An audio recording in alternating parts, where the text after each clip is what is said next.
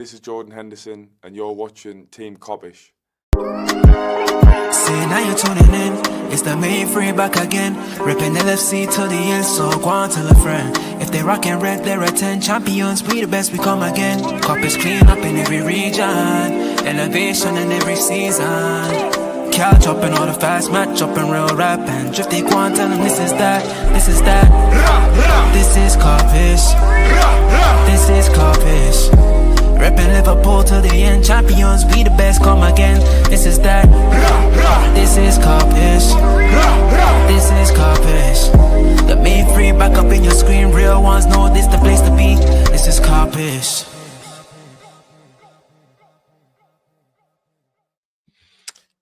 Good afternoon, good morning, good evening, wherever you are watching around the world. Big up your damn selves and welcome to the Liverpool Focus Show. I've got my boy Ram with me at the moment. Big up yourself, bro.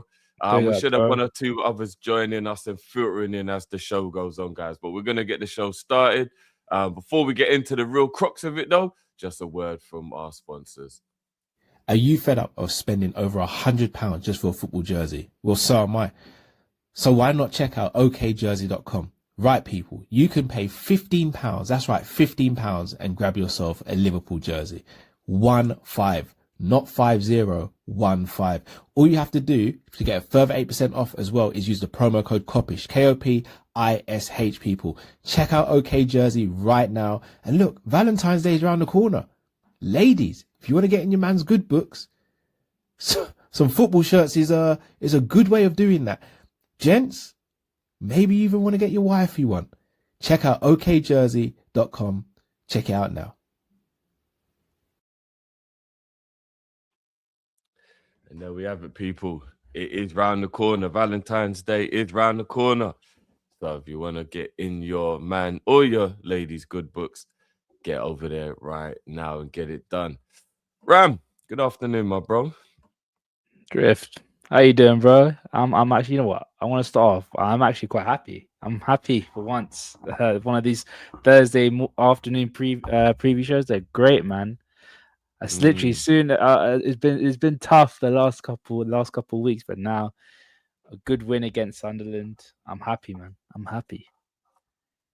Yeah, nah, trust me, man. Trust me. And guys, the QR code in the top corner is for OK Jersey as well, guys. If you want to make it even easier, just scan that QR code and it'll take you through. There's a tracksuit on there. That's just so cold. But I can't wait for that delivery, bro. I'm gonna be rocking the shit out of it. I even know what trainers I'm gonna wear with it. But yeah, Ram. First, before we get into a few little pieces of news that we have, well, they're not even little. Some of the news is quite juicy today. Pause. But just reflect on yesterday for me briefly before we get into it. I'm not gonna lie, I feel like you, like it feels like it makes a change to actually be able to be happy after a game. I had a feeling we were gonna win, and we did. I think the performance away from home was a lot better than a lot of people anticipated as well. So yeah, bro, just give me a little reflection on how you felt about the game in general, bro. Look, I'm gonna keep it a buck. You have to put a lot of respect on the team and the manager for yesterday. Going to the Stadium of Light and winning quite convincingly as well is no mean feat. Like you saw, Manchester City struggled against them over there. Arsenal earlier this season struggled against them over in Sunderland. We're the only team in the league that's beaten them at the Stadium of Light, and it shows that the quality of the team is there to be seen. Is there? Is the question is whether it can continue for the next couple of weeks coming up until the end of the season, because it's all well and good doing this in an one-off game, but the main issue we had is consistency. We haven't won it on a consistent basis for probably since October or September, and it's not good enough. And it's not been good enough. Like I'm going to take with one game at a time. I'm going to take this game in isolation. I'm going to praise what the manager did. I'm going to praise what the players performed. I thought our backline was absolutely fantastic. from start to finish. Even Endo as well was really, really good out of position. But come back to me after what happened in the FA Cup, because for all intents and purposes, we could literally get battered by Brighton and we're back to square one again, because that's been the story of our season this entire year. So very true. in isolation, performance was great. Players played well. Manager did his job. But let's move on to Brighton, man. Let's move on to Brighton. Yeah. I'll ask you this question. I would have preferred to ask it when everybody was here, but do you kind of, because I know no one in the fan base take any offense to this, yeah. It's just an observation I'm making. And to be honest, if what I'm about to ask is true, then I think everybody does need to calm down a little bit and kind of like check what the reasons are behind their behavior. But do you think because we've been so disgruntled this season, bro, because there's been such disarray with everything, and because everybody's so disappointed at how underwhelming it's been compared to what we thought? Because let's be honest, we thought we'd be sitting here at this point after the squad we assembled and the way he performed so well last year, Slot, as manager. We thought we'd be sitting here right now getting ready for the first cup final of 3 and the possible quad being on. Let's keep it a buck. I know obviously everybody knew we wouldn't win a quad. Nobody probably ever will. But in terms of like the expectation, we thought we'd be in a League Cup final right now in a few weeks' time. And we definitely thought we'd be winning this Premier League and be favourites for the Champions League, right? That's how it felt like when we were doing that recruitment we were doing. Do you think that has a big part to play in why people are being so disgruntled, or do you think it's absolutely valid? Because I almost feel like even when there is a good performance, people are downplaying it, saying, no, we're still crap, and being negative because they're just angry at the situation. There's multiple reasons behind it, right? Look, at the end of the day, we're happy with the performance. I think 90% of Liverpool fans are happy. No, wouldn't we say 90? I think 100% of Liverpool fans are happy with the performance yesterday. But you have to look at the overall picture. You have to look at the overall picture and what's happened. Performance, Ram. I think result, I think they're happy with. But you think 90% are happy with the performance? I heard a lot of people saying we're still crap. We played crap. We're lucky. Like, I've seen a lot of negativity, bro, about it. I'll tell you this: the first half of yesterday's game, we dominated them from start to finish. The second half, they had to put in a response. And again, people need to put in perspective. It's at one of the toughest grounds this season. It is at one of the toughest grounds.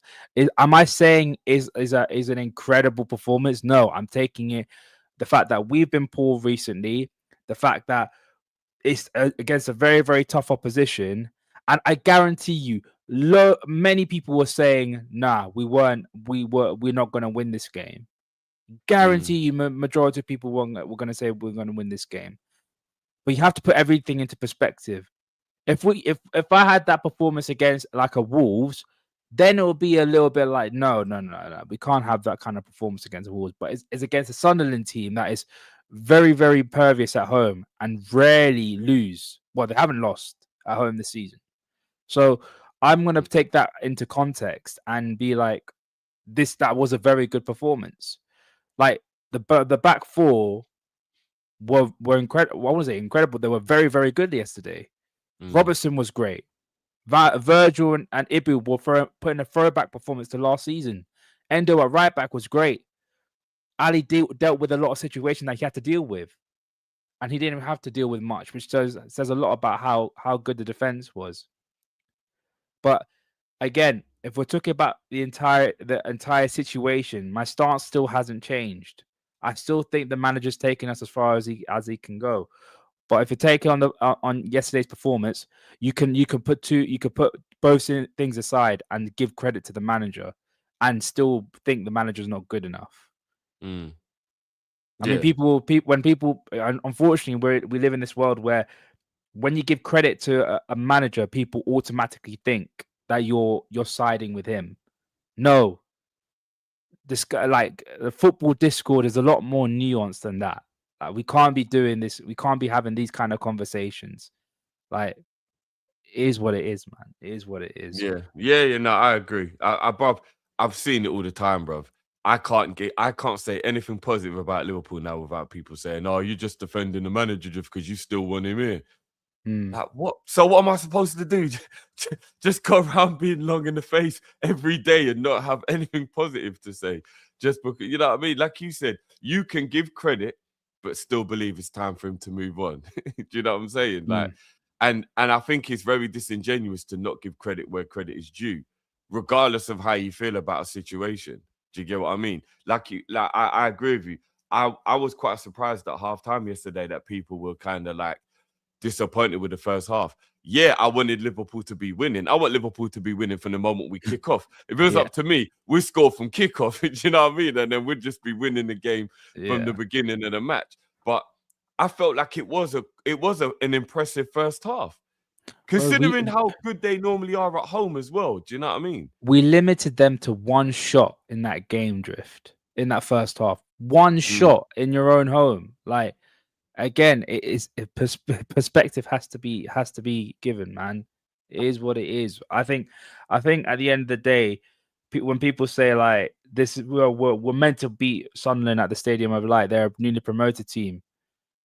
We haven't looked the same Liverpool. We haven't looked like the same Liverpool. So again, expectations are going to be dropped a little bit. And this ain't been the Sunderland. This ain't no joke team. Otherwise, they would have rolled over against Sunderland, against Arsenal at home. Otherwise, they would have rolled over against City at home. So again, you have to give credit to the managers. And if people are gonna do as a newly promoted team, I'm sorry, man. I'm sorry. Like you have to. That's just so. It's so basic. Like you can't be putting like just general statements on a football club because they're newly promoted that you should be beating them. If that's the case, they should have lost against those teams and they didn't. There's a reason why they're unbeaten at home this season. So I'm gonna be one of those people that I will give credit when it's due, and I won't give, and I still have my opinions about the overall perspective. And I think people need to have a bit of a. I think people need to have that sort of mindset as well. And I'm not here to tell anyone how to think, but in my opinion, I think you should. Yeah, no, I agree. That was just something I wanted to touch on a little bit because I do think it's a little toxic in our fan base now, especially that like anything positive you say is apparently slot in. I just think it's just overly negative at the moment. But hey, but no, I think we're all happy that we did get the 3 points and we move. Now, first talking point isn't a big one, but I do think it's a big deal. Virgil van Dijk breaks Sami Hippier's record of scoring goals for Liverpool as a defender. Yesterday, he became Liverpool's outright top goal scorer as a centre-back. How'd you feel about that one, bro? I'm trying to think, how many goals has Sammy scored in his Liverpool career? The actual number? Give me a second. I'll get you the number. Because he's played a load of games for us. He's played just under 500, if I'm not mistaken. Okay, so games played.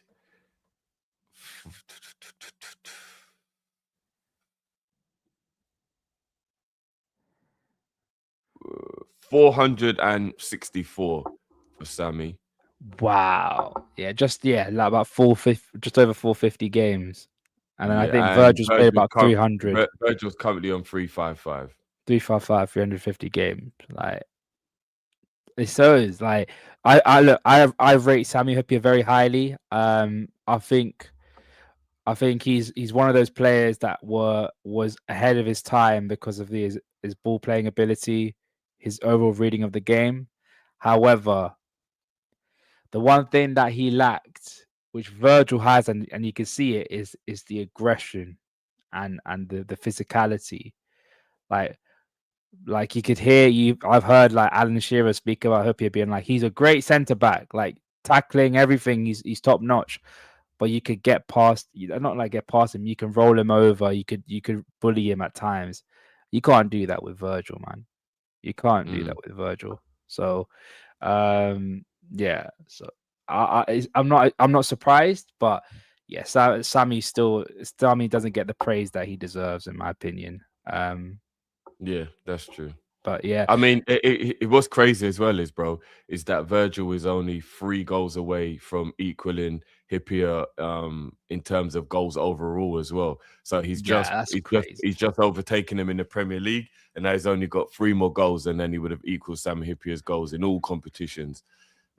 So yeah, I'm sure he'll get that. With all due respect to Sammy, I'm sure I'll be really disappointed if within the next year and a half Virgil doesn't get 3 more goals for Liverpool. That'll be really disappointing, in it. But I guess as a defender, we can't act like it's a guarantee. But you would love to hope that he would. Do you know what I mean? But big up Virgil, man. Premier League record there. But that's the thing. Like, I'm not surprised Virgil's did it, because he is one of the best centre backs we've ever had at the football club. That's the thing. So big up Virgil. I'm hoping it's going to be more goals. More goals will be coming very soon as well. To be fair, I'm surprised he hasn't already broken the record. I'm surprised he hasn't already, because he should have. I remember one time people said I was being very harsh when I said this, bro. Yeah, I believe that Ibu and Virgil were so good at headering, and we are a great team with great deliverers of the ball, especially when we had Robbo and Trent in their prime, whipping in those amazing crosses constantly all the time. I believe Virgil and Ibu should have always got no less than 7 goals a season each.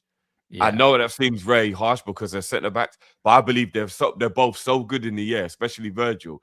I don't think there's an excuse for why they never used to get. Do you know what I mean? If we're getting 4, 5, 6 corners per game, I believe they should have been getting 7 goals or more a season. I can't lie. Maybe that is just me having too high expectation, but you know. Would you say John Terry? I think for me, John Terry, in terms of goals at centre back, especially through set pieces, was very, very good, right? You would agree. Yeah. You would agree, good, Drift. Yeah. So John Terry, in his career, his highest ever goal scoring season was 8. And that was in the 04-05 season. And the season after that was 7.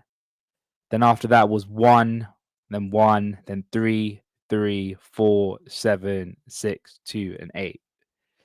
Don't you think of being a bit harsh on Virgil and Ibu? Seeing as though John Terry. I mean, I think Virgil's a better goal scoring defender than Terry, but you're right. Terry was good in the air though, so yeah, maybe I am being a bit harsh. But it just feels like they've got the ability that you know what I mean? Like, and because Virgil is so dominant, I almost feel like when he's not getting them goals from corners, it's more because he's just not in the mood. Like, I believe, like, if he was really in the mood, because of his power and his strength and his, you know, I think he could just bully people out the way and just get goals for fun. Maybe I'm just like romanticizing the situation, but I just don't think you can stop Virgil.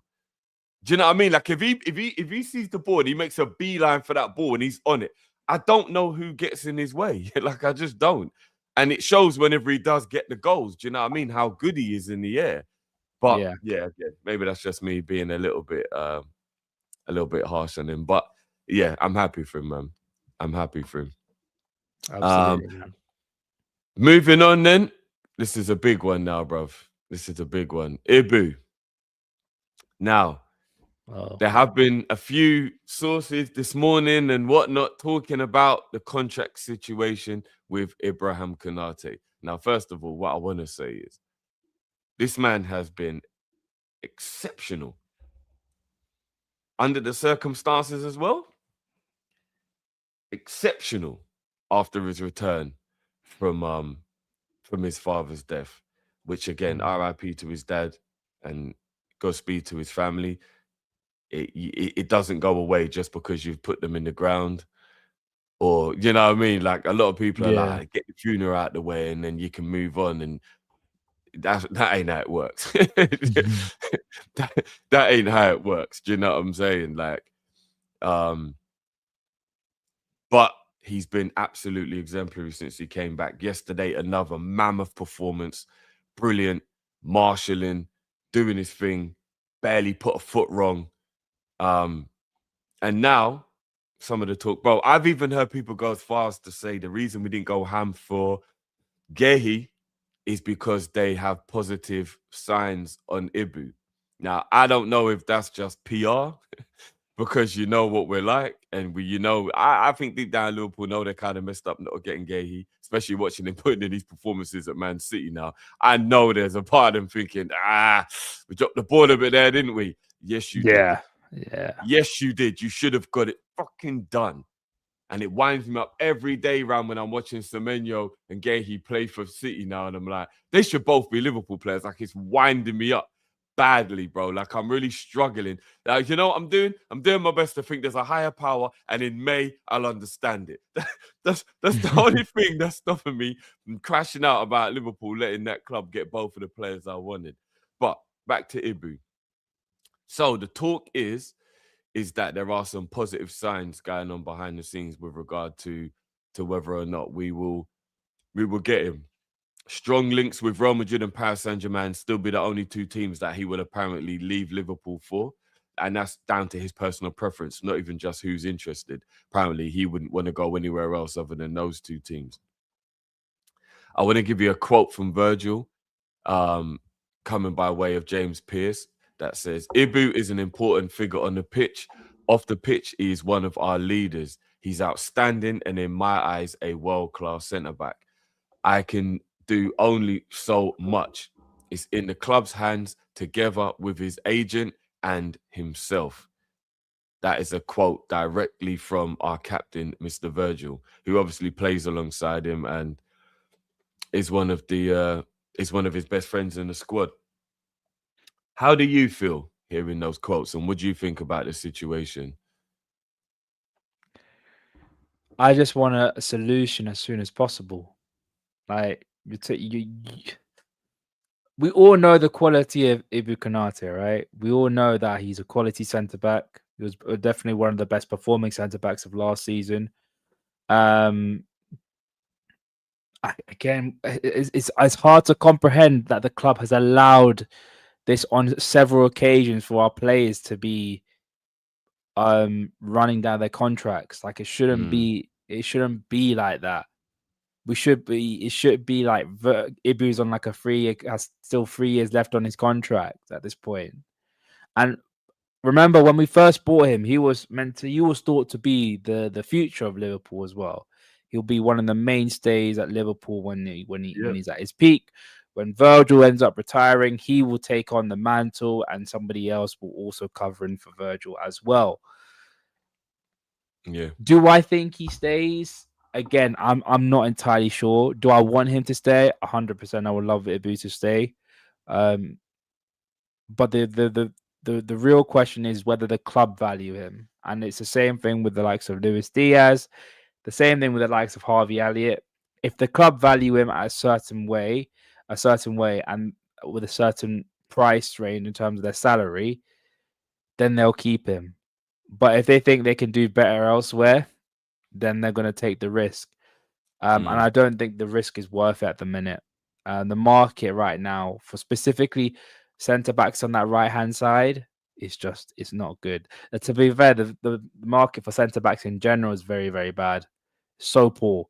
So there's no point in looking elsewhere for a centre back as well. So yeah. No, I agree. I mean, I think the quality of football in general is poor, bro. I think if I name you a position on the pitch, I don't think you can name me 5 players you actually want at the club. I think after 2 or 3, you'll be clutching. What, forwards? Genuine. No, any. If I say to you a DM, if I say to you a left winger, if I say to you a right winger, if I say to you a goalkeeper, if I say to you a left back, but I can name any position in world football, and I think after 2 or 3, you'll struggle to give me a player you want at Liverpool. Goalkeeper maybe drift. The only position I'll still maintain until the day I die is the goalkeeper position is still going to be it's going to be at the highest level, because the goalkeeper position is all about individual quality at the end of the day.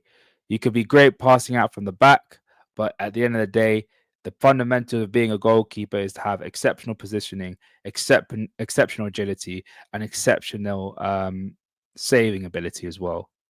And that will never, ever change. Like, you could come up with systems and all that kind of stuff, but the goalkeeper in any system is going to stay the same for the rest of time, because it's just the fundamentals. The fundamentals of a goalkeeper is to stop goals going into your net. So for me, goalkeeper will always be like, there will always be top quality goalkeepers out there. But it's with everything else, I 100% agree with you, Drift. 100% agree with you. It's just the level of football has just dropped so significantly since for a very, very long time as well. So yeah. Yeah, no, I've been saying it for a while, bro. I think we're just here because we absolutely adore football. It's part of our life, and it always will be. But if we actually deep the quality of these players in general, especially in comparison with the past, like I said, I genuinely don't believe you can name me 5 players in each position. Especially if we're talking about that are available. Let's not do like the Yamals, do you know what I mean? And the players who are absolutely out of reach. But even in general, like for example, big up, so I just saw someone who put a couple, who was it? Yeah, so LA. So these are the wingers in the world who are like of that level where you're like, yeah, like that's top level. And they ain't even all on one side. Rafinha's left, Kraver's left, Yamal's right, Doué's right, Elise's right. So that isn't even 5 wingers on one flank. That's a collection of both. Do you know what I mean? Like, so if I now said to you, with Rafinha and Kraver, add me 3 more for a top 5 left wingers, you'll start clutching. Yeah, especially the right wing, 100%. Do you Because know I what think I mean? before it used to be Jamal definitely, Elise definitely, Salah definitely before, and then Doué obviously put himself into the conversations last season and this season. Even then, I wouldn't put Doué in that conversation yet. I think he's still young. I think he's still a starlet rather than the world-class footballer, Yeah, but that's he will true. get there. That's true. He will get there. He will get there. But yeah, even people will try to put Dembele in there, but he doesn't play as a winger anymore. He's a striker now. So And I yeah. mean, the thing is, even if we do add these little players who, yeah, like I will still class Dembele as a winger, for example.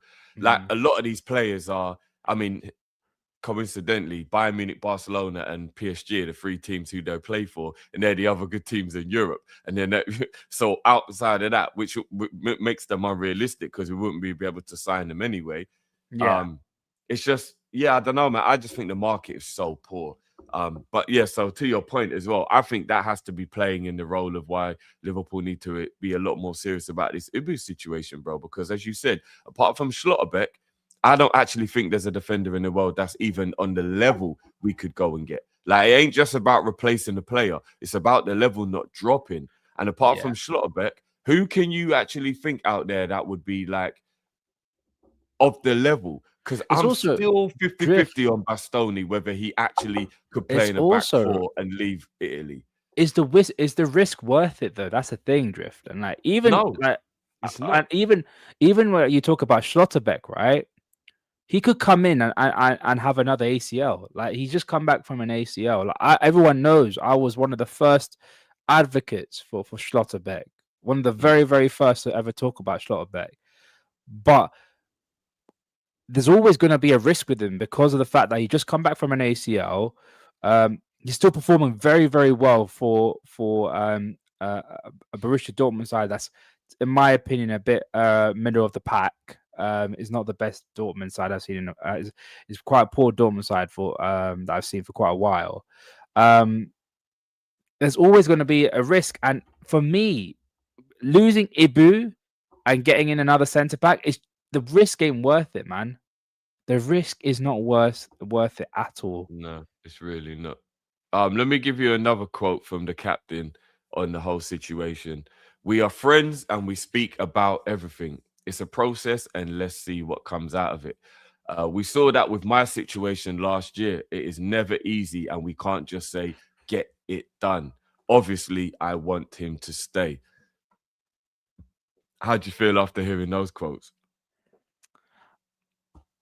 You can clearly tell Virgil's media trained, isn't it? Virgil is media trained, isn't it? Like a lot of what he says is like, it's not up to me, it's up to the club. If it was me, I would love him to stay because he's my guy. He's my centre back partner. And we play really well together. But he knows he can say all that, but it's not in his hands. It's up to the club. And he's obviously going to be like, they will find a solution at some point, and we'll get to know what happens next. So I think he's just playing it safe, being like, he's a cool guy. I'll be upset if he leaves, but it's down to the club and the player. So it doesn't change anything for me. It doesn't change anything about whether the club anything's moved forward or anything. But yeah, it's one of those ones. It's one of those ones. Mm. Yeah. I'm not gonna lie. All I'm hearing is freedom. Don't be putting that in the atmosphere, man. We need to be Yeah, we manifesting can't this guy staying, man. We can't, man. Um, By the way, Avon, apparently Hansi Flick is trying to convince him to join Barcelona. And he's trying to get him on a cut price deal. That's what I've heard. who's that? Which player? Sorry. Schlotterbeck. Oh, So shit. he's Avon just said, I'm only reading the Real Madrid links with Schlotterbeck. Apparently, Hansi Flick is desperate he wants him to join Barca. I know people say Barca can't afford him. That's why he's saying, try and force your move to Barca so we can get him on a cheaper deal, so we can sign you up. Couple people have been saying, big up Ash as well, who's last person to say it. Have a look at what Slot said about Ubu. I haven't. Let me try and see if I can find it. Before I forget as well, I just want to big up Liverpool Women as well. Gareth Taylor has just won Manager of the Month in the WSL. So big up to him. Big up, man. Big up. And the girls over there as well doing their thing. We all know FSG have pretty much abandoned the women's team. So for them to still be performing is a big deal. I know the girls have struggled quite a bit this season. Because we lost players, like, because of the ownership. Yeah, 2 of our main players left. Yeah, we lost. I think I was the one person no, it was 2 actually. Yeah, 2. I actually know 2 players. It was Olivia Smith was one of them, like a really, really talented Canadian women's player. We lost her for £1 million. And Taylor Hines went to they both went to Arsenal as well. So, and Taylor Hines was like the pin-up girl. I'm really shocked that Liverpool didn't make more effort to keep her. Do you know what I mean? Like, yeah, that is kind of like the men's team losing Trent, just in a different way. Like it was actually a real kind Olivia of Smith for the team. Do you know what I'm saying? Yeah, I think the Taylor Hines one is because of I don't know if it was a Bosman where she ran down her contract. Yeah, I think it was something to do with that. Yeah, but Olivia Smith, I understand, bro. It was a record fee, £1 million, which is great to say that's a record fee in today's game. But yeah, no, but here's the crazy thing, though, bro. Yeah, it was a record fee, but when you're a team who's aspiring to be the best, it ain't about the money. It'll be about the player. And that is the reason why I just hate, because even when it comes to the women's team, Liverpool are still just thinking about money more than they're thinking about winning. Do you know what I'm saying, bro? Like, come on, man. What is going on? I mean, sometimes I wish that just the women's team, if they just go out and sign someone, like the next big thing from America, and just bring them over here. And it's because Liverpool's one of the biggest clubs in the world, man, and I want every single team to be doing well. Not only the men's team, the women's team, the academy. Just want everything at Liverpool to be the best. And we all share in the success as well, man. So yeah. And did that even get big up Leo? He's right. Did that money get invested back into the team? What was the point in it and getting a record fee if the money's not going to be reinvested? Do you know what I'm saying? That's the question, isn't it? That's the question. So, like, what did you do with that money? You know what I mean? I also want to take a moment before I forget as well to big up James Millie, bruv. Hey, Millie. I'm going to tell you something, yeah, Ram. There are very few people that have played for Liverpool that I have more admiration for than James Millie. I think James Milner is the most underrated player in Premier League history. I think people sleep on his ability. I think people don't realize, I mean, for the youngsters in the building, I mean, you may even fall into this bracket, Ram. I'm not even going to lie. Hey, I'm not that young. I still remember. I don't remember Milner at Leeds. I remember Milner at Newcastle. Okay, because I was gonna say, Pete, like when he came through as that sprightly teenager at Leeds, and then obviously went on to, he was a winger. He was quick. He was skillful. Like people are thinking about this older version of Millie that could like play in defense and play the midfielder. When he was younger, Aston Villa, Newcastle, Leeds days, he was a winger, Ram. People don't know that, you know. Him and Ashley Young were the two wingers at Aston Villa that almost got them Champions League football. I remember back in the day, and caused us a lot of problems. But Milner, I remember Milner at Newcastle. I'm surprised he wasn't. I'm surprised he wasn't called up for England, and Walcott was, because I mean Milner had more experience playing in the first team compared to Walcott.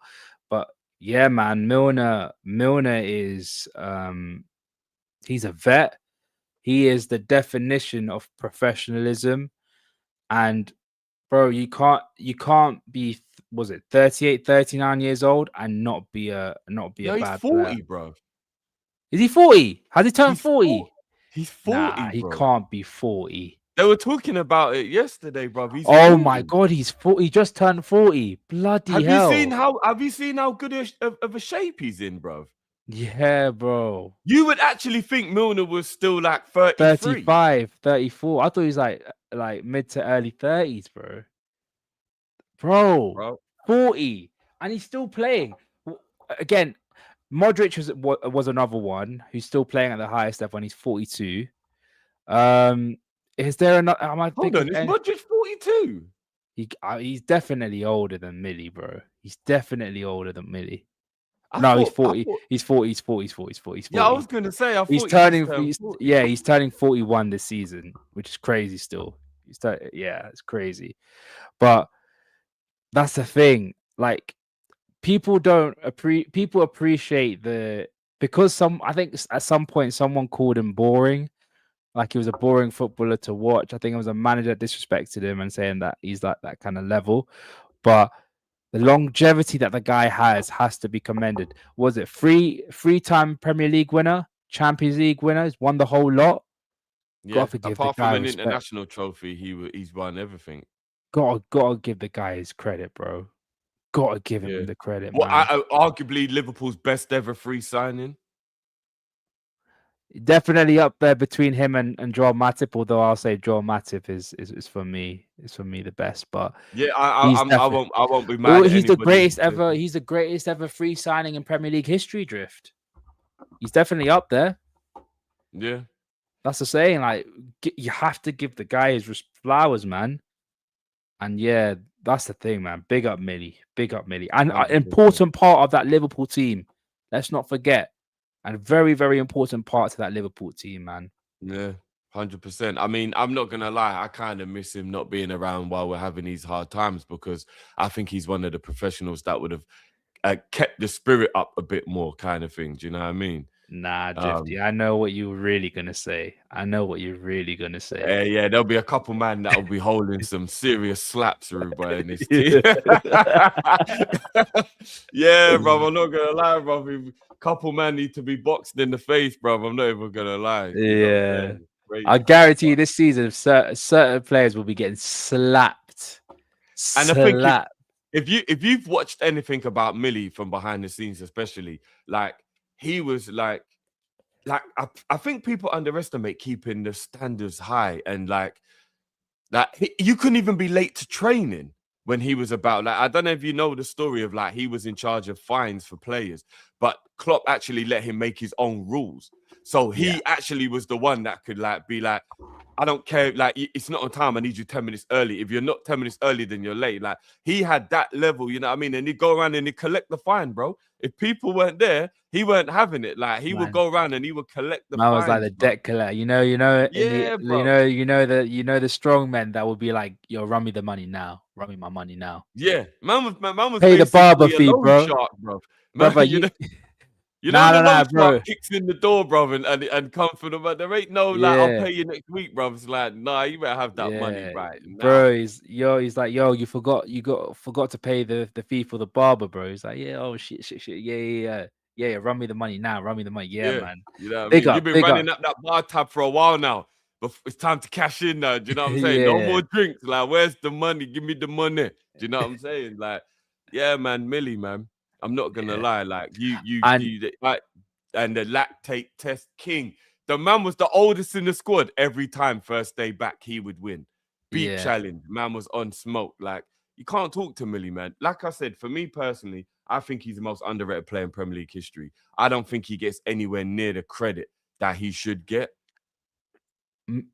and that's the one thing Conor the Red says it here, right here. Milner was definitely worthy of that number 7 shirt. I think a lot of people, when they saw him pick up the number 7, and obviously the history that is behind it, they'll be a bit upset because it's Milner, not like a Florian or like a Luis Suarez.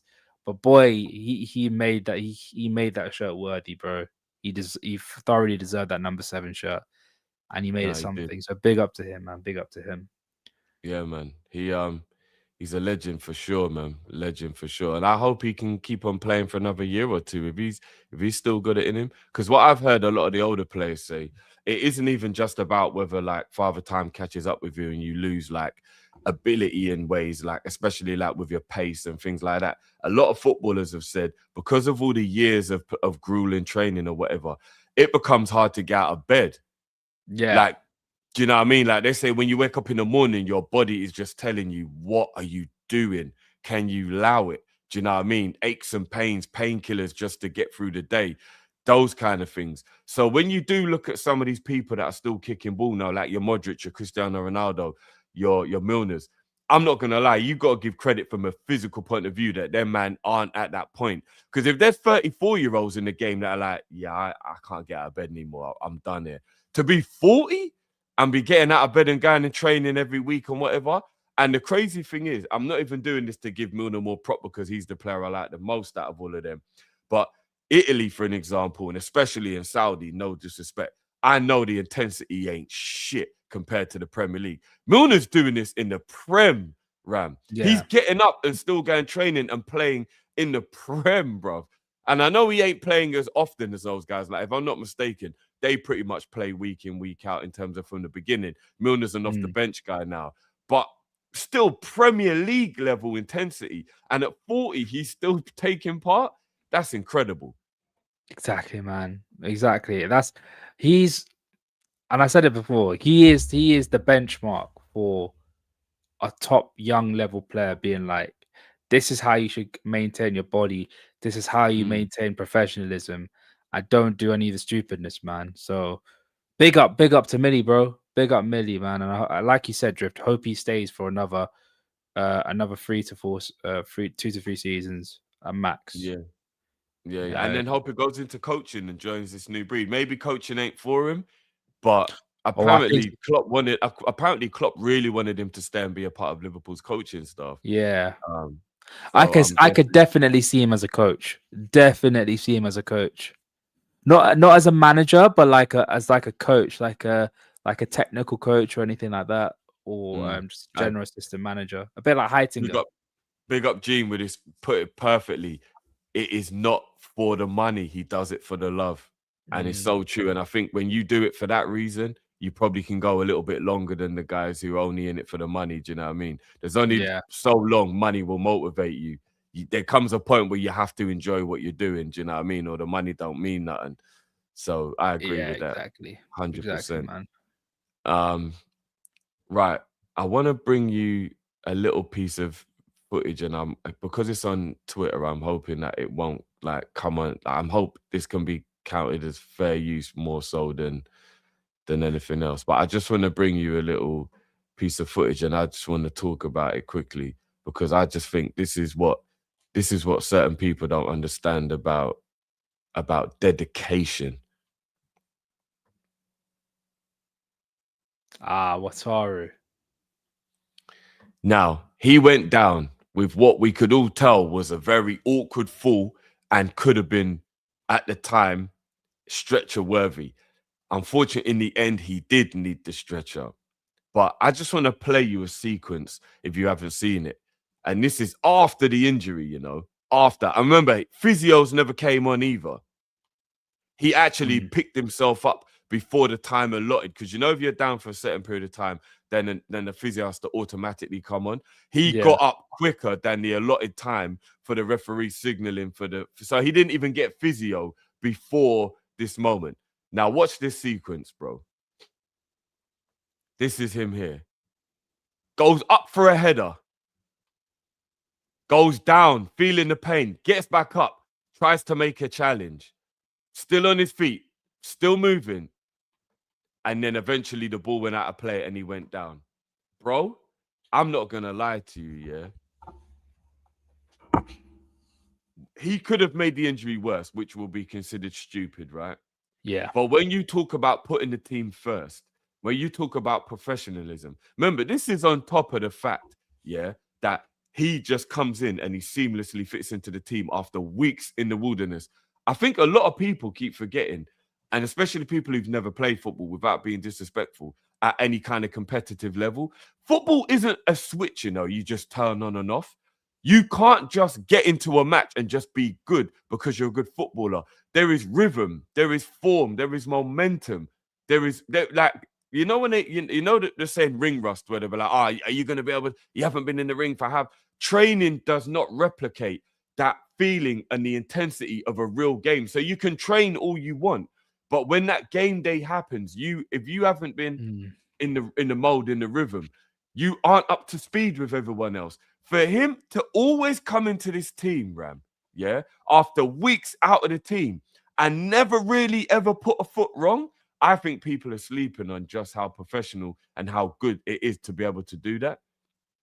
And this man here, I'm not going to lie, Ram, watching this, I could have cried a tear for him of like, that's just showing like how much he wants to prove to Liverpool. He's got that dedication and just what a type of player he is, that he got up with an injury and still tried to play on in that moment. And do you know one of the things that was said about why he did it? Because apparently he remembered when we were down to 10 men and conceded a goal earlier on in the season. So he didn't want Liverpool to be down to 10 because they would have been able to take the corner without us replacing him if he'd have gone off. Yeah. Crazy, bruv. Like, the professionalism and the team spirit that he has is insane, bro. That's the thing, man. That's the thing. Like, the one thing I've never criticized about Endo is his commitment to the cause and his dedication to the team and doing what's best for the team. Like, Endo isn't the most technically gifted footballer in the world, nor is he the most physically dominant as well. But the one thing he has is he has the mentality and he has the like right here, he has the heart to put his body on the line on multiple occasions, to put his to do his job in terms of defending well, putting in a rough challenge, and being just at times just a nuisance for attackers. Like the basics of that people don't appreciate until you don't have it or you're lacking it in your team. And it shows, man. Like I said yesterday, arguably one of our best players yesterday was Endo. Defensively, he was very good. I can't remember who he's up in. Was it Angelo that he was up against for Sunderland? Like he was up against a very tricky winger. I think it must have been it's Angelo, a very tricky winger, and he dealt with him pretty decently. To be fair, it's a shame. It's a shame that he got injured because even if people think he's not the best player in the world or he's not really of the level of a title winning team, him not being there is still a loss for Liverpool because you still need 100%. An Endo in your team. You still need an Endo who could do the dirty work, put in the rough challenges, and basically be an anchor and be the bodyguard for this team. And if he's not there, we're gonna miss him dearly. And we're already down to our bare bones with this club. Like,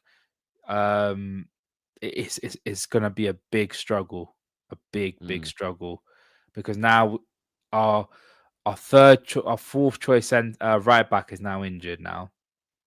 which is like, Crazy. I don't know what Trent did. I don't know what he did, but there's some massive voodoo happening at Liverpool with their right backs, bro. There's something crazy because why is it that every person that plays at right back gets injured? Connor Bradley, Jeremy Frimpong was very, very was never got a major injury before. Picked up 2 serious injuries this season, and now Endo's out for the entire season. The only person that hasn't got injured, not playing at right back, was Soboslai. Yes. It's crazy, But man. then he got a red card, which is Yeah. still part of the right back curse. Yeah, but I'm hoping to God, I might have been my Martin. But I say it's the cow curse. It's been passed into right, has seeped its way into right back now. Oh no, yeah, it's a shame, man. And I'm happy that he had the game that he had yesterday because I felt as though he's a bit disrespected by not only by some of the fan base but also by the manager as well. And he proved to everyone why he's still a valued player at the club, in my opinion. So big up Endo, and I hope he gets well soon, and sooner rather than later, please. And one thing I also want to add, please get back for your last hurrah for Japan at the World Cup, because I think this is his last chance of being with the World Cup team for Japan. So I hope he does come back for them. Yeah, I doubt he'll go to the World Cup at 37. So you're right. Yeah. This is his last chance to go to a World Cup. I mean, there isn't any news yet. Of course, they'll have to wait for the swelling to go down before they can do the scan and stuff like that. So I don't think we'll get any news on Endo's injury until maybe tomorrow or the following day. But I'm praying, Ram, that he just sprained his ankle or twisted his ankle in this a few weeks rather than a break or a fracture or ligament. Like, I mean, even ankle ligaments will be back for the World Cup, but not if it's knee ligaments. If it's knee ligament, I pray it's not his knee, bro. Or maybe just a knee sprain, like a minor sprain in his knee. A minor I just hope it's not anything to do with the knee full stop, though, because I know it might sound stupid because ankle injuries can be really bad, but 9 times out of 10, an ankle injury is easier to recover from than a knee injury. So I'm just hoping that it isn't his knee. Do you know what I mean? Like, just anything but anything but an ACL or an MCL or something like that. Like just anything but the knee. If it's an ankle, he'll make the World Cup. Even a broken ankle, I think he'd make the World Cup. Because Elliot, if I'm not mistaken, I know he's an older player, but didn't Elliot recover from his broken ankle in 3 months? What was it? It was August, so end of August. Then you got September, October, November, December. You've got 4 months. Yeah, 4 months, 4 to 5 months. I mean, God forbid, but like even then, I think he'd that still was like make a the World proper Cup, ankle. right? That was like an ankle, like snap. Like Yeah. That was a dislocation and a break. So like, if you saw the picture of Elliot's ankle after the challenge, where his foot was just went like that, I was like, yo, it was horrible. mad. Yeah, it was horrible. Yeah. Lewis is saying he's seen the picture and it does look like it is his ankle. Okay. Well, if it was his ankle, I would suggest the fact that he got up and hobbled around for a little while would suggest no dislocation, obviously, which is good. And I doubt a break. If you break your ankle, I doubt you'd be able to get up. Yeah. So, we'll see. But yeah, man, I wish him nothing but a speedy recovery. I'm sure most of the fan base do as well. Absolute warrior, man. So big up Endo, man. Big up Endo. Man. I've just managed to get some of the quotes from what Slot said, actually, because everybody wanted me to get the quotes from Ubu. So I've managed to find one of the quotes. So basically, Slot, when he was talking about Ubu, has said, "He is almost an example of our season. He's been so unlucky. He'll play 89 minutes very well and then have one moment that will ruin our game or his game. It's not always about him, but a few times that has happened. But footballers do make mistakes." That was what he has been quoted on when it comes to the Ibu stuff. When he says mistakes, does he talk about just the entire season in general, or? Well, I think what he's trying to say is, I mean, he's trying to make it feel a little bit like helping him out as well. Like Mm. 89 minutes, the game can be fine, and then we get that one moment, and then we like when we lost to Crystal Palace or when we lost to Chelsea, you know, like he's saying like that one moment at the end of the game, and it can just. And I guess when it comes to Ibu, he's referring to the fact that he's been at the scene of the crime way too many times, which he has. I'm not gonna lie, like I adore Ibu, but he has been at the scene of the crime a lot. We Especially can't the act start. like he hasn't been. Especially at the start of the season, like some of them, he was a culprit for some of them crimes as well. He just yeah. But like, I think it was his fault we didn't beat Leeds, for example. We were cruising till he gave away that penalty. Exactly, and arguably the Bournemouth game where Semenyo scored his 2 goals at Anfield, he wasn't very good then. So look, he hasn't been like he was last season. I think last season he was very, very good, but the last couple of games has shown that look, Ibu's still a quality to centre back, regardless of what anyone thinks. And if people want to disrespect him, just go and look at those performances. Because Brian Brobby yesterday tried his utmost to bully Ibu, and Ibu wasn't having none of it. None of it. And this is Brian Brobby. Brian Brobby's the same guy that was bullying up Gabriel and Saliba. So, big up Ibu, man. Again, I think he should have been man of the match. I don't think Virgil should have been man of the match. I think he should have been man of the match. But ever since he's come back, he hasn't put a foot wrong. He hasn't put a foot wrong at all. And I'm so happy for him, man. I'm so happy for him. Yeah, no, me too. I mean, here's the crazy thing. I've got no issue with Ibu getting man of the match at all. So I get where you're coming from. But I'm just going to try and see if I can find it. Hold on a minute. Because I'm not going to lie. Because I do think that it's one of those ones where it's touch and go in terms of like who I think would does deserve man of the match. Listen to these stats from Virgil, yeah.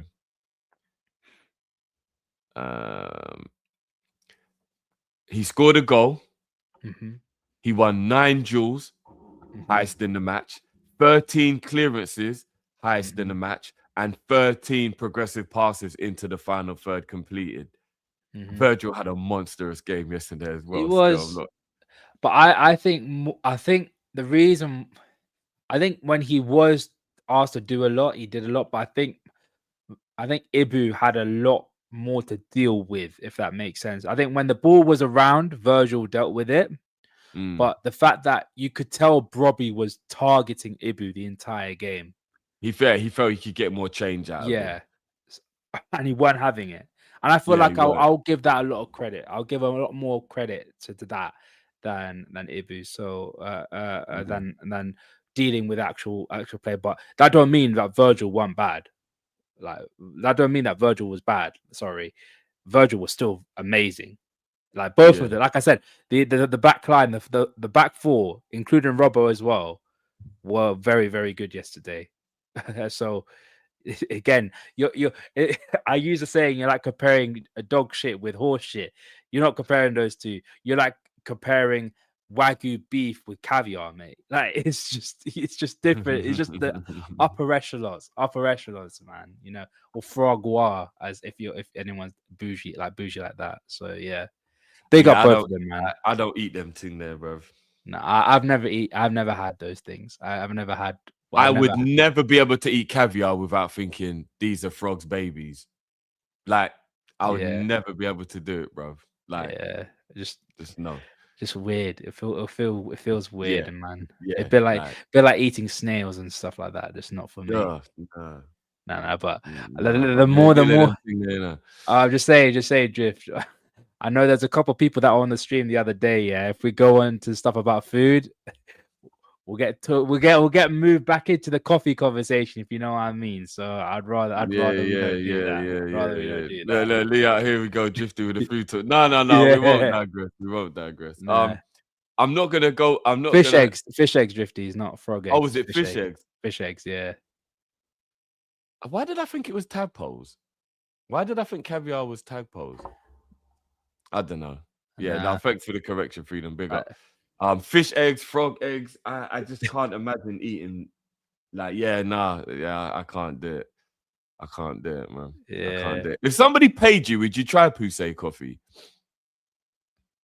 Oh, If someone paid you, we're doing this again, Jiffs. I just want to know if someone said I'd give you £100 to Are we just gonna- try it. All you got to do is just try it. Would you? Are would we you try it? gonna really have this conversation again?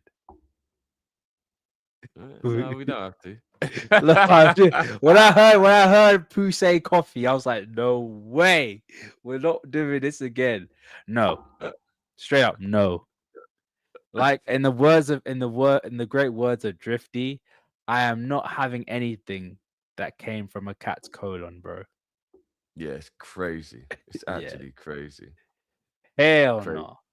And I really don't want to, before I finish up with the super chats, I really don't want to make this political, but I cannot believe that news has broke today that Partey has been charged with 2 more counts. Yeah. Look, innocent before proven guilty. I do believe that. But there ain't no smoke without fire. There ain't no smoke without fire. And that's crazy. Crazy. Yeah. But That's what I'm Yeah. saying, man. Jesus, man. Flipping hell. A9. What we doing? We're not doing this. No, I'm not. I get it. No. He's talking about A9's talking about the Poussey coffee again. Oh, sorry. Les is saying caviar's cold. Yeah, like what you mean, literally, like freezing cold. Ugh, texture, nah. Man, I can't do it, bro. Les, you're can't living the do it. high life, bro, with that caviar, bro. Bam. Yeah, for real. You know, what I mean? Yeah. You know, like oyster as well. I could never try an oyster. The consistency, no. I What couldn't about do it. mussels? No, I like mussels actually. Pause. So apparently mussels and I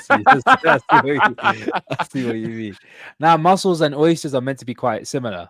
Obviously, oysters are a bit more salty. No, because apparently. because here's the thing, I wouldn't eat them like, you know, like when you get like a seafood kind of, because it'll be mixed Like with a like boil. prawns and all that. So Yeah, like, a you know, seafood boil. I'll eat like seafood mussels like that, but I wouldn't just get the shell, break the shell open and just eat it. Do you know what I mean? Like that's a bit weird. I wouldn't do that. So because you have to eat the oyster out of the shell. Nah, I couldn't. No, do you just that. scrape it. You just scrape the similar to a Bruv, it mussel. looks You like open a bogey, bruv. No, but you open the mussel and then you get the thing out, right? Oysters look like phlegm. Have you ever had a cold and you got like, bruv, nah. No. As in, I've never had oysters before, but I've only been told that oysters are meant to be similar to mussels, but a bit more salty. Apparently, allegedly. Yeah, that's a pause as well, bro. But yeah, we You made it dirty, bro. I was talking about oysters. I was just talking about oysters, bro. That's it. Yeah, maybe I did. Although But, yeah. certain people would no. Okay, maybe we might need to move on. Yeah. We will not. Calamari slaps. I'll eat that all day. Oh, bro. Calamari. Yeah, Calamari. I'll eat that all day, bro. All day. But yeah, let me finish up with the super chats. Big up everyone. Martin. As well. I just clocked the oyster thing. I literally just clocked. Yeah. We're moving on. What you mean? What was said? No, why it's a big pause. It's actually a bigger pause than you gave it, Shift. I just realized. I just clocked it, but it's fine. Yeah. We move. There you go. Big up Ash. Says big. Oh yeah. Did I mention Ox? I was meant to do that. He's back. Yeah, scored. I for was Celtic. meant to do that. My bad, Ox. Hey, man, like Oxlade, you know, bruv. I'm not even gonna lie. The finish is cold as well. He ain't played football for 9 months, you know. Well, you've been training with Arsenal, innit? You know what I mean? So yeah, but that'll normally bring you down, though, bruv. To be honest, let's keep it a buck. There's- We just spoke about Partey. We know what Arsenal are about. yeah, You know what I'm saying? So, like, you know what I mean? You know what I'm saying? But yeah. nah, big up Ox, man. Career ruined by injuries. Nice to see him have a moment last night and score a nice goal. Definitely one of them what if players are, without a shadow of a doubt. Without a shadow of a doubt. And do you want to know what I love as well? There's an interview he did when he signed for Celtic, yeah. And he was talking about his career, bro. Every moment he was asked about what's this moment, what's that moment. Every moment he mentioned Liverpool. He didn't mention Arsenal one time, bro. The whole interview. I know he's a Liverpool fan, but he played for Arsenal longer than he played for Liverpool. Did he? I'm sure he did. Yeah. I think he's played more games for Arsenal than he did Liverpool. But if I'm not think it was- mistaken, he was at Liverpool for 5 seasons and he was at Arsenal for 6. If I'm not mistaken. so you joined in 2017 and left in 23. Yeah, no, 22. It was the end of the quad chasing season he left. So 5 years he was at Liverpool. Are you sure? Because I swear he scored against Brentford. Yeah, that was definitely his last season, bro. Because you remember he left on a free. He never got a contract extension. He just signed for Liverpool, saw out his 5 years, and then he left for free. Nah, I'm sure he left on 23 drift because he scored against Brentford in that 22-23 sure? season. Yeah. Oh, did he have maybe he had a 6-year contract? I thought he only had a 5-year contract then. Did he have a 6-year contract? Yeah. But he signed for Arsenal when he was like 18, right? Yeah, he did. He signed, so he played for Arsenal more. He's played more seasons for Arsenal than he did for Liverpool. That's a fact. He was there longer than he was at Liverpool. Yeah. Yeah. But that's the thing. Everyone, I think he even realized that it's best that he won a champion, he won everything at Liverpool, and Arsenal were holding him back. Well, he's a Liverpool fan, so like straight out the bat, I get he's obviously gonna have way more love and affiliation with Liverpool anyway. But the fact that he didn't mention Arsenal at all in like anything, like goals, assists, teammates, nothing. It was beautiful. I enjoyed it. I'm not gonna lie, you lot already know I'm here for the Arsenal shade at any moment of any day. So you know what I'm saying, like big up to Ox, man. And it was a beautiful goal. It was a beautiful moment for him as well. I'm not gonna lie, it was great finish from Ox, and he definitely goes in the category with players like Sturridge and Matip and that of what could have been. Like if we hadn't have had an injury-prone Ox, I think everybody, especially in 2017-18 season, 18-19 season, I think everybody realized how good he actually could have been. Like you take the injuries away, and he is everything we needed in that midfield: the power, the dribbling, the ability to score goals from midfield. Like, you know what I'm saying? Left foot, right foot. Like he was, people sleep on Ox, you know, like he was a super talented footballer. Him and Lallana were the two players I wish stayed fit. No, you got to put Matip and Sturridge in there, bro. Imagine if those would have been fit but for the Klopp era, I meant, sorry.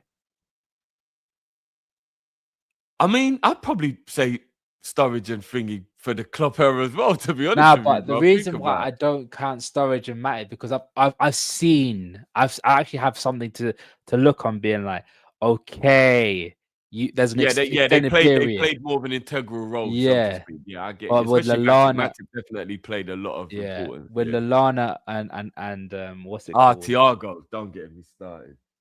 But they count with the Matip and Sturridge thing, because you saw the quality when he played. Yeah. The thing is, Lallana, when he was started to show the quality, he got injured, and that was the shame. And it's the same with Ox, because Ox, when he came back, wasn't the same player. Like you could tell, he had like the really year good we won the league, he did chip in with a few brilliant goals. But you're right. You could tell the injuries are starting to take their toll on his body. You could tell. Yeah. And he was someone that we missed in 2018-19. We missed him. Yeah. I do believe we still could have won that Champions League final if Ox was fit, because we could have played Ox out wide and then we would have still had pace for the so Real Madrid couldn't push 15 yards up the pitch. Once Lallana went out wide, they knew they could push up the field. Yeah. If Ox was playing, they wouldn't have been able to do that. You're right. I definitely agree with that 100%. Well, Thiago, like, one of the things I wish for Thiago, I wish Thiago stayed fit, and I wish Thiago played for Brazil instead of Spain. Yeah, me too, for sure. Yeah, like his brother picked Brazil. Yeah. Well, imagine Neymar, Thiago, Coutinho, Firmino, bruv. Sometimes, like you say, God has to make sure there's a balance in life. That was just too much. That was too much joy and happiness there. Yeah, he's like, nah. That's the reason why God didn't make me 6 foot plus, bro. Because I'm great at everything else. He couldn't make me tall as well. It would have been mad, bro. Yeah. Big up Mr. T. Says, bro, the way Endo was still trying to play after that injury, it was hard to watch. Literally had my hands over my face. Like the chat's been saying, Warrior, big up Drift and Ram. Big up yourself, Mr. T. And big up the legend in the building. That is John Conway, as always. Big up yourself, John. Big up Drift and Ram. Liverpool are getting top 5. That's a question I was going to ask you. I believe. That's a question I was going to ask you. So I just thought about this right now. Big up, John. With Chelsea dropping points, do we have like is there a case where we could get 4th or possibly 3rd, given the fact that Aston Villa are sort of like hovering around? Big win for Villa yesterday. It was a big win. A little bit fortuitous with the own goal, but still it was a big win. Do you think that we can salvage getting 3rd at a push this season? I definitely think you're pushing it 1 in 3rd. Like that is definitely pushing it. I'm not gonna lie. Yeah. There's people out here don't even think we can get 5th, and you're pushing for 3rd. So fair play for the enthusiasm, bro. But no, but I mean, I'm just asking the question, Jeff. I'm being devil's advocate here. I don't know. I think 3rd is going to be difficult because in order to catch Villa, let me just quickly check the table then before we go, because I think we're like 10 points behind Villa, aren't we? Hold on, let me have a look at the table. 8 points behind Villa. Villa are on 50 and we're on 42. Yeah, 8 points is a big gap to Villa. You know, 8. I'm not gonna lie. It ain't beyond the realms of possibility, but I'd be very shocked if we make up 8 points on Villa. Yeah, I'd be very that would be a monumental fall off of Villa if we end up getting 3rd. Do you know what I mean? Like that really would be a fall off from Villa. Oh, 100%. In terms of the top 5, I'm still very confident we can get top 5. Again, people looked at me sideways because people do live in the moment, and I get it. That's football. But people were really living in the moment, thinking that there was no way we could improve enough to get top 5, and that Chelsea and Man United, you know, are better than us because they've played well recently. Yes, they've got a manager bounce, but those are still 2 teams that, for the most part, are shit.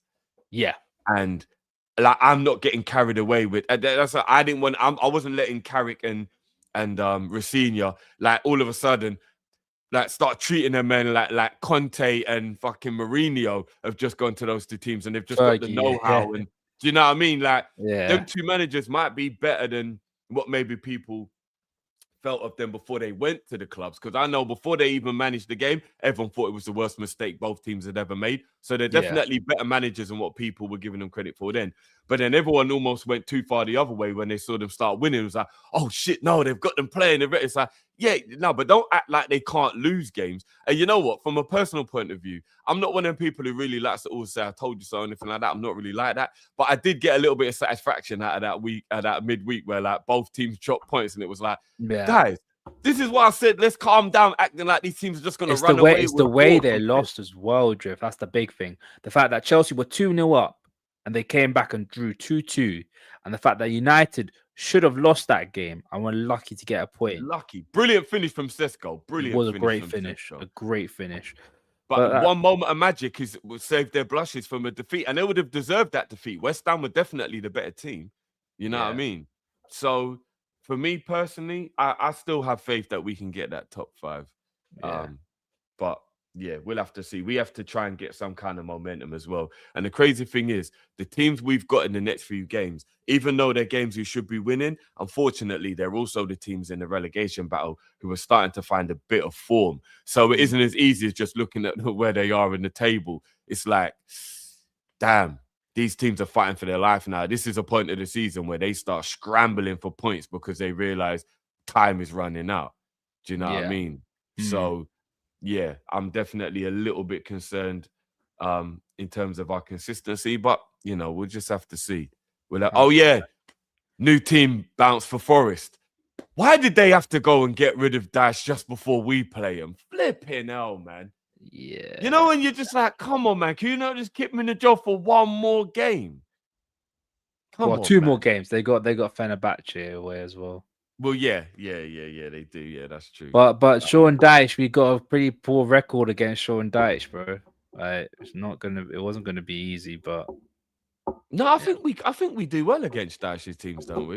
Have we got a poor record against them?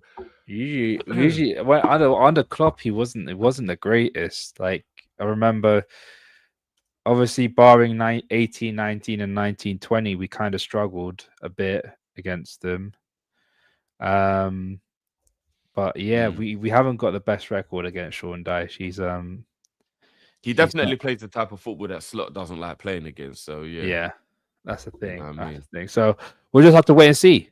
We have to wait and see what happens, man. It's like a lot of clubs are in a big mess, us included as well. So we'll just have to wait and see what happens with them, man. Yeah, man. But yeah, people try and keep your spirits up. I see a lot of pessimism going on in the chat right now. We won, man, and we got a game against Brighton at home. Hopefully, we can get the job done and we're through to the quarterfinals. That's all we can ask for. That's all we can ask for. We can't, man. But people, it's been an absolute pleasure. Thank you for rocking with us, Ram. Big up your damn self, bro. Again, guys, QR code in the top left hand corner of the screen. If you click on that, it will take you through to our sponsor for the day, OK Jersey. Are you fed up of spending over £100 just for a football jersey? Well, so am I. So why not check out okjersey.com? Right, people, you can pay £15. That's right, £15 and grab yourself a Liverpool jersey. 15, not 50, 15. All you have to do to get a further 8% off as well is use the promo code Kopish, Kopish, people. Check out OK Jersey right now. And look, Valentine's Day is around the corner. Ladies, if you want to get in your man's good books, some football shirts is a good way of doing that. Gents, maybe you even want to get your wifey one. Check out okjersey.com. Check it out now.